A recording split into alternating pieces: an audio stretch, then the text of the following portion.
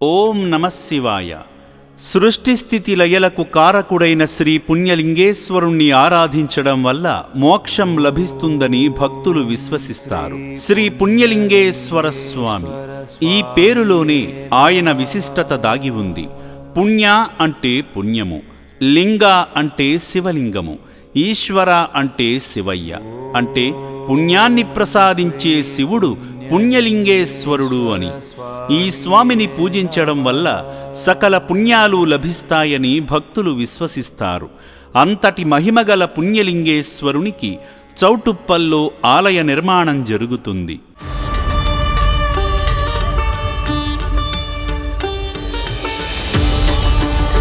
సేవామూర్తుల సాయంతో అమ్మా నాన్న అనాథాశ్రమంలో 3 పూటల రోజుకు 1800 మంది అభాగ్యులకు అన్నదానం నిర్విరామంగా జరుగుతుంది.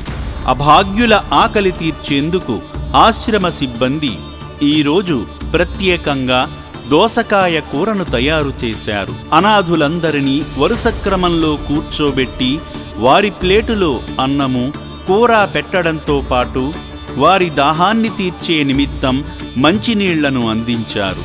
దిక్కు మొక్కు లేని ఈ నిర్భాగ్యులు వేళకి 4 మెతుకులు కడుపు నిండా తింటూ ప్రశాంతంగా జీవిస్తున్నారంటే అది కేవలం మానవత్వంతో మీరు అందిస్తున్న సహకారం వల్లనే.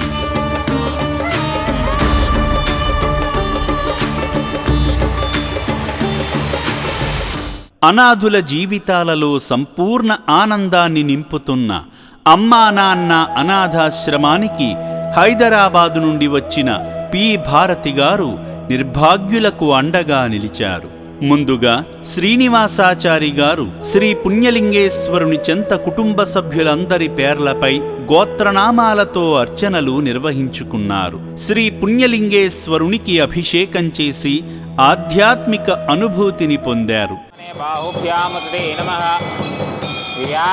శివతమాశివం బభూవదేదనో శివాశిరవ్యాయాదవదయానోర్ధ్రపడయ యాతే రుద్రశివాతనోరఘోరా పాపకాసిని తయానస్తనవాశంతమయా గిరిశంతాపి చాకచీః సర్వేభ్యః సర్వసర్వేభ్యో నమస్తే రుద్రరూపేభ్యః దివ్యమంగళానందమంగళ కర్పూర నీరాజనాం దర్శయామి.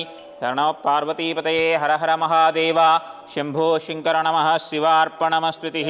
శతమానం భవతి శతాయు పురుష శతేంద్రియ ఆయుష్యేవేంద్రియః ప్రతిష్ఠతేం దీర్ఘమాయురాయుర్దీర్ఘమాయుః. ఆలయంలో కొనసాగుతున్న హోమంలో పాల్గొన్నారు.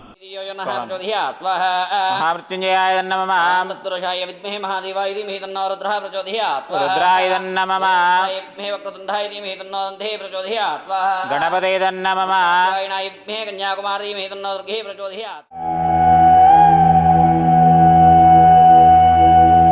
సేవా మార్గంలో భాగంగా సేవామూర్తి పి. భారతి గారు వారి భర్త కీర్తిశేషులు ప్రభాకరచారి గారి జ్ఞాపకార్థం అభాగ్యుల అన్నదానం నిమిత్తం, నిర్భాగ్యుల మనుగడ నిమిత్తం తోచిన సాయం చేసి మానవ సేవే మాధవ సేవ అని చాటారు. కాలం చేసిన భర్తను తలచుకుని అభాగ్యుల ఆకలి తీర్చిన సేవామూర్తి భారతి గారిపై శివయ్య ఆశీస్సులు ఉండాలని రక్షణాలయం కోరుకుంటుంది.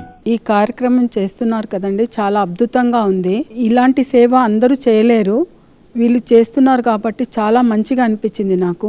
ఇంత సేవ ఎవ్వరు చెయ్యరు అసలు. యాక్చువల్గా ఇలాంటి వాళ్ళకి ఇది చేయడం వల్ల ఇంత మానవత్వం వీళ్ళలో ఉందా అనేసి నాకు అనిపించింది.